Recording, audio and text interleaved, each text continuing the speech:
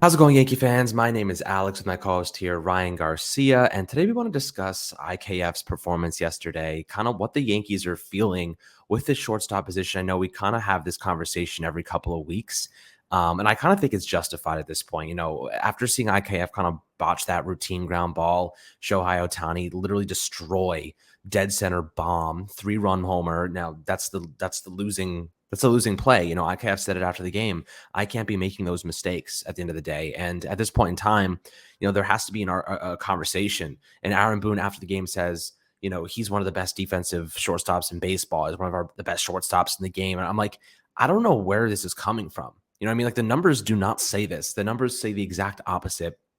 Defensive runs saved above average, he is doing well in, but every other defensive metric is quite bad. And offensively, he doesn't really offer you much in slugging. He doesn't get on base enough.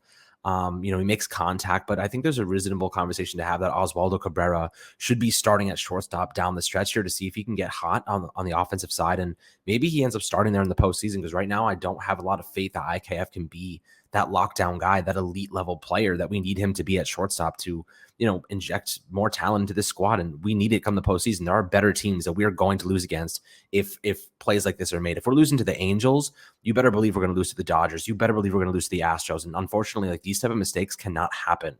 But Ryan, what are your thoughts on IKF right now? That play yesterday, and I know they're kind of beating a dead horse at this point, but I don't know how to keep justifying playing him any longer. Yeah, I 100% agree here. The thing with Isaiah Kiner-Falefa is, yes, he makes contact, right? That's awesome, I guess. But, again, we've talked about, how you're supposed to put pressure on a defense when you're making a lot of contact. Again, I don't really see the pressure on the defense when it's a weak roller, right? I guess if we're talking about putting pressure on defense, if that's a routine play, it's only pressure on the defense when a guy like Isaiah Kiner-Falefa is playing the field, because that dude can't make routine plays. Um, you know, I know defensive run saved likes him. UZR thinks he's solid. OAA thinks he's slightly below average. I think he falls in between that range of he's a average to above average defensive shortstop, right? But here's the thing: when you have when your slash line is 261, 310, 315, you can't just be a solid defensive player. You can't just be a plus defender. You have to be an incredible defender. The first player I think about that, I'm like never really a great hitter, but an elite defender and was extremely valuable to their team because of that. I think of Andrelton Simmons, right? Andrelton Simmons was a guy that the Yankees were interested in, years before, even this last offseason, they had some conversations with Simmons, but this was a guy who was hitting, he would always slash, something similar to what IKF is doing right now. But he was one of the best, if not the best defensive shortstop of our era, I guess I would say my era. I don't really know how to describe eras. I guess it's like, I'll say the last 10 years. He's the best defensive shortstop of the last 10 years. And he gained value from being the best defensive shortstop, right? You can't just be a bad hitter and a plus defender and make it as a shortstop, because shortstops today can hit. Correa, Seager, you look at guys like Story is a weak hitting shortstop this year, and his slash line is significantly better than Isaiah Kiner-Falefa's, right? You look at Dansby Swanson, Francisco Lindor across town. There are so many examples of very good offensive shortstops in today's game. This isn't 2000 anymore when the average shortstop is hitting 260 with a 350 slugging percentage. These guys can mash now. So when you're Isaiah Kiner-Falefa, it's not good enough to be a defensive speed guy. It's not good enough to be a 9 caliber hitter, on a World Series caliber team. He makes too many mistakes. His mistakes are too costly. He doesn't know what it feels like this is a player who doesn't understand how to go in on a ball. And when you consider that the Yankees are a very big ground ball team, that's a big issue, right? He has great range, and is the arm great? Not necessarily, but is it going to kill him? Probably not. I mean, I've seen worse arms at shortstop probably, but his range isn't the problem. He can't make routine plays. How can you have a shortstop who can't hit and also can't make routine plays? I think everyone can see it. If you want to say Cabrera shouldn't start because, he's more valuable as a UTL guy, sure. 28th roster spots expanding today. What the hell is Marwin Gonzalez going to do for you returning from the paternity list? Just call up Peraza. What's it going to cost you, right? What you might lose next year of service time. I'm crying over the fact that we're not going to have Oswald Peraza in his rookie year in 2029. What's the chance Oswald Peraza is even here in 2029? We've seen it with Glaber. How many guys? We've seen it with Gary. How many guys are guaranteed to be here for 6 whole years of their arbitration and everything? That percentage is so low. Go out and take the risk. The worst case scenario is Peraza is just Isaiah Kiner-Falefa, and in that case, Oh, well, at least you tried. But you know what the upside is? The dude comes up and he puts a 110, 115 WRC plus and gives you good defense, and suddenly your offense is rejuvenated. Glaber's struggling. Donaldson is struggling. So many guys are struggling. You really can't convince me that you can't, there's just no convincing that they shouldn't call up someone, that they shouldn't give that boost they need. You know, you're going to go half in with Cabrera and say, I'm bringing up Cabrera. We're going to give Cabrera a chance. Okay, fine. Go all the way. I want to see Peraza. You brought up Florial even. I want to see the Yankees commit to, hey, Glaber, Donaldson, IKF, you guys are struggling. You guys aren't keeping playing time, but if you're going to play like this, what's the pressure for Glaber and Donaldson to perform? They're going to start every day. They're going to hit 5th and 6th every day. There's no question about their playing time. You know, when shit gets real, when your playing time's in question, there has to be a sense of urgency here. This squad, this team, this 26-man group is on the verge of one of the greatest divisional collapses in MLB history. I need people to understand that. This roster is incapable of capitalizing on Aaron Judge playing like having the greatest season from a Yankee in either of our lifetimes. 2007 A-Rod was great. Aaron Judge is outdoing 2007 A-Rod right now. And we're sitting here and we're putting Isaiah Kiner-Falefa at shortstop, getting reps. Glaber Torres hitting 5th or Donaldson hitting 3rd. Are we serious? What is this? If I'm Aaron Judge, why do I stay? I could go play for the Dodgers and go win 30 World Series titles. Screw this. Why would I play for this team? This team cares more about who's here in 2029 and not who's here in 2022 and raising the 28th banner. I'm sick and tired of this service time banner shit. All right. Congratulations. We did it. We didn't call up a prospect. We saved their service time. Do something. This guy stinks at shortstop. You can see it. I can see it. People at home can see it. Fangraphs tells you that. Savant tells you that. I could sit my girlfriend down to watch the Yankees, and if she watched last night's game, she would tell you Isaiah Kiner-Falefa sucks. How can the Yankees not see it? That's what I don't understand. It doesn't take a genius to realize he's not good. So my take is that I think this is Brian Cashman's ego getting in the way. I think that he thought that this would be the key catalyst at shortstop. I think he thought he would be a Gold Glove shortstop. He provided a ton of contact hitting.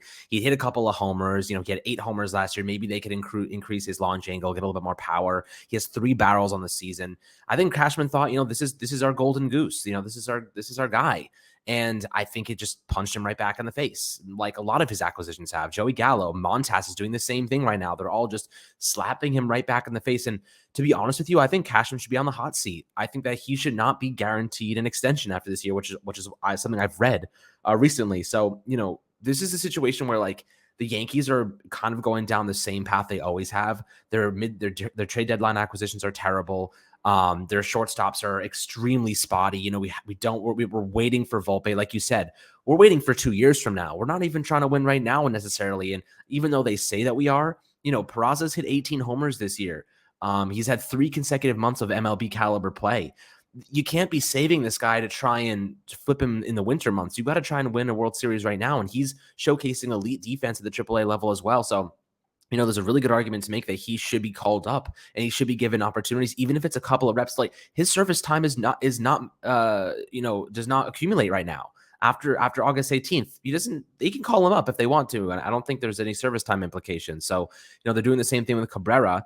And he's been looking fantastic. I think it's worthwhile to give it an opportunity. Now, the argument is, if you're not going to call up Peraza, and when you have Harrison Bader coming back in 2 weeks, here's a question for you. Bader comes back. He's your starting center fielder. It seems like they're very much committed to that since they did trade Montgomery for him. You have Aaron Judge moving back to right field. Does Cabrera, where does he play? I mean, right now I'm saying you have to pick your poison. Is it Glaber Torres at second base, or is it Isaiah Kiner-Falefa at shortstop? Glaber Torres has looked really bad recently. Offensively, his at-bats are not competitive.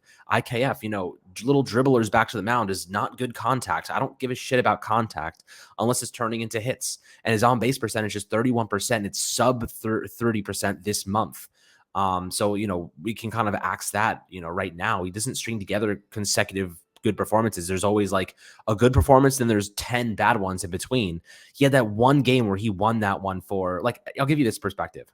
IKF won that game against the Boston Red Sox where he hit that homer over the Green Monster, right? That was the only game that he individually had a great performance and won the game.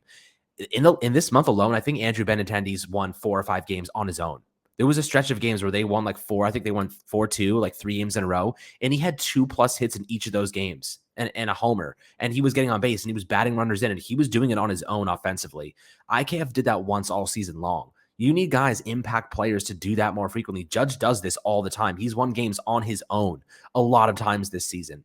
There are guys on this roster that can do things like that. And I think that you have to give them opportunities. Bader has elite defensive metrics. Am I going to say he's going to be an elite player for us? No, I have no idea what he's going to be, but he's going to offer you elite defense. That's a fact. That is for sure. Offensively, he will steal bases for you. He'll turn singles into doubles. Maybe you move Oswaldo Cabrera to shortstop and let him see what he's got, because I think offensively he's provided a lot more slugging. He can hit homers. He can do these things. He just needs more reps and more at bats.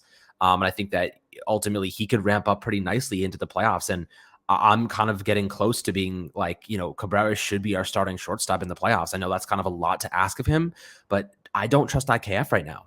What are your thoughts about Cabrera, being the guy and not Peraza right now?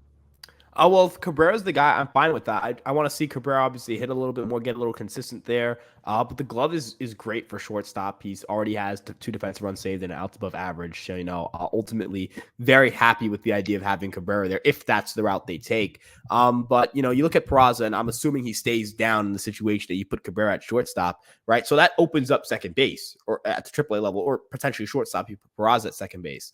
Anthony Volpe is striking out almost as much as he's walking since the month of June, and he has a 500 slugging percentage, a 527 slugging percentage. Why is he in Double A? What are we doing here, right? We're wasting our time. We're wasting his time, wasting everyone's time right now. I think you and I can both agree Anthony Volpe should be here in 2023. Like, maybe not starting the season, but there's no reason you shouldn't be on the major league roster contributing in 2023. I mean, what else do we have to see? The dude walks as much as he strikes out in the biggest leap, which is high A to Double A, because that's when the first time you're facing major league caliber players. And he's launching the ball and he's in Double A, right? What are we really doing here, right? Don't really understand it. Ultimately, I think we're on the same page in the sense that, like, look, there's just guys in this roster who they've run their course. They've run their course as starters on this team. They've run their course as contributors to a World Series team. And it's unfortunate that, there was a chance that you could have seen, Volpe in AAA way before this, and, he becomes a factor for next year's team. You could make an argument Volpe is the best shortstop currently in the organization, considering major league AAA talent. That right now, if everyone got a shot to play, Volpe would outperform all of his peers. What I genuinely like. It's not even my own opinion. Like, Steamer actually projects Volpe to be better than every other shortstop option the Yankees have. They project him to be better than Glaber, than Donaldson, than so many guys in the team right now. So, not saying Volpe should get the call. I get it. You want to let him play in AAA. Not saying that Cabrera doesn't deserve to get some reps at shortstop. I absolutely do think he does. But the question here is Cabrera here to be a right fielder? He's supposed to be here to help the infield. The Yankees don't need outfield help right now. The Yankees have too many outfielders, it feels like. I mean, Aaron Hicks got benched. He's not even playing, and dudes are hurt right now, and he's straight up not playing that much.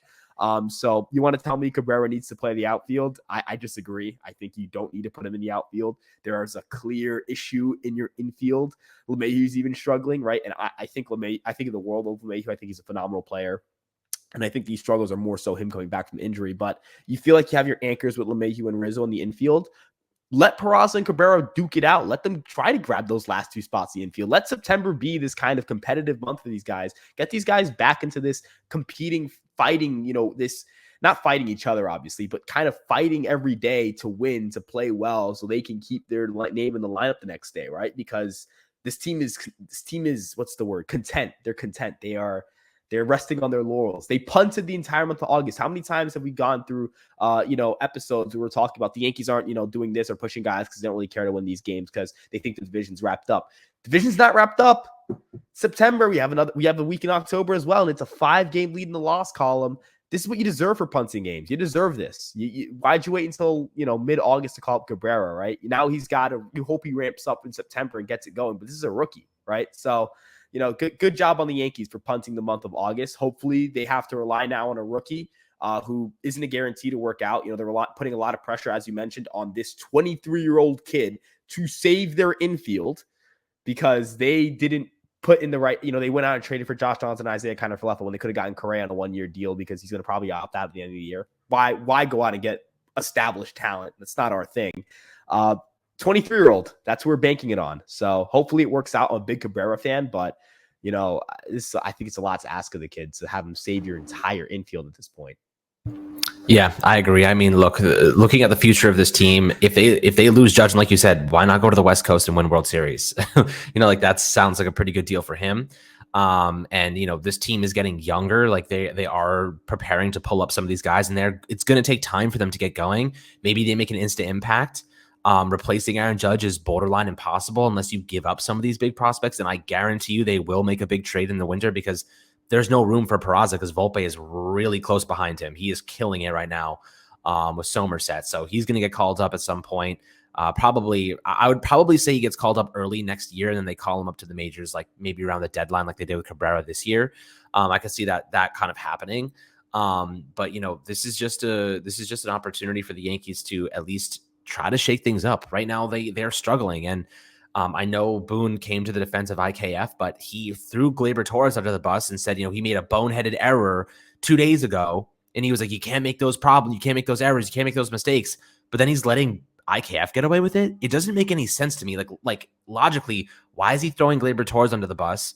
And he's being mad at him and he's being really, really angry about an error. But then the game winning homer comes off an IKF error, a botched grounder that he should easily convert into a double play without any problem. It seems to me like he's protecting Brian Cashman's ego. That's my only take. That's how I feel. Yeah, I agree. I mean, we saw this, towards the end of Gary last year. I believe he was saying like, "Oh, that ball has to be blocked." I mean, that kind of, you knew he wasn't going to be there next year, right? Because the signs are pointing to it, right? Gleyber's not going to be here next year, right? I'd be shocked if he's here next year. Why protect a player that is probably not going to be here next year, right? For Isaiah Kiner-Falefa, he's a cheap, nice stopgap that the organization will continue to defend and tell you isn't a bad player. When again, everyone knows he's not a good player. I'm not even pissed at Boone for the comment because ultimately I'm not expecting him to go out there and rip his players in a press conference. I get that. I completely understand. I think the actions of the organization is what matters more to me. But, as you mentioned, when you're going to rip Gleyber the day, but not even the day before, 2 days before, I believe, for a mental error and say it's unacceptable, and then watch your shortstop botch the easiest play. Like turning a double play is obviously something you expect your second baseman to be able to do. But let's think about this from anyone who's ever played sports thing or baseball.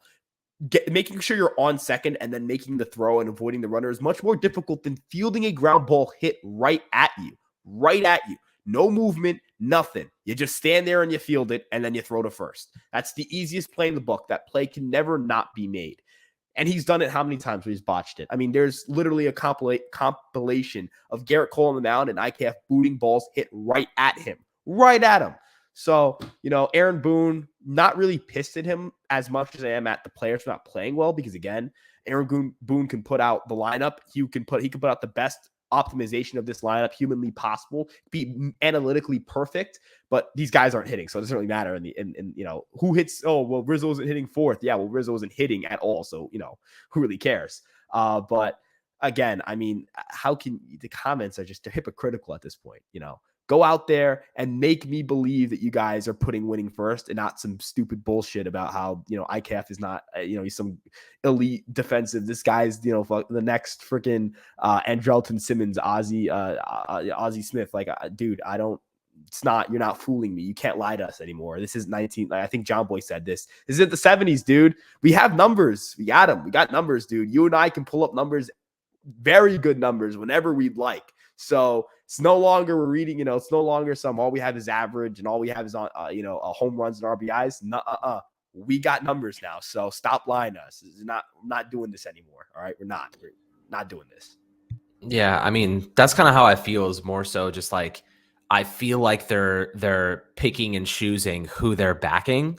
Like they're not backing Gleyber, but they're backing IKF. And I don't get it. It doesn't make any sense to me. Like, why would you throw one guy under the bus and the next day he makes equally as bad of an error? Equally as bad, probably worse. It was even worse of an error, to be honest with you. He botched a routine ground ball, and it ended up being a 3-run homer to Ohtani the next pitch or the next at bat. So that's kind of how I feel. Doesn't make any sense to me. Continue to back them. I get they want to instill confidence, but at the end of the day, like Bader's coming back. where does Cabrera fit in? I think he probably ends up at second base. It seems like they're falling out of favor quicker with Gleyber Torres than Isaiah Kiner-Falefa at this point. So I'd say that right now you're probably looking at DJ playing third and Cabrera playing second base, where he played mostly in AAA. So, this is a weird situation. We're going to see how it unfolds. Love to hear your guys' perspectives below on the YouTube comments, as always. Definitely, I know a lot of people are fans of IKF. They like to back him, and that's totally fine.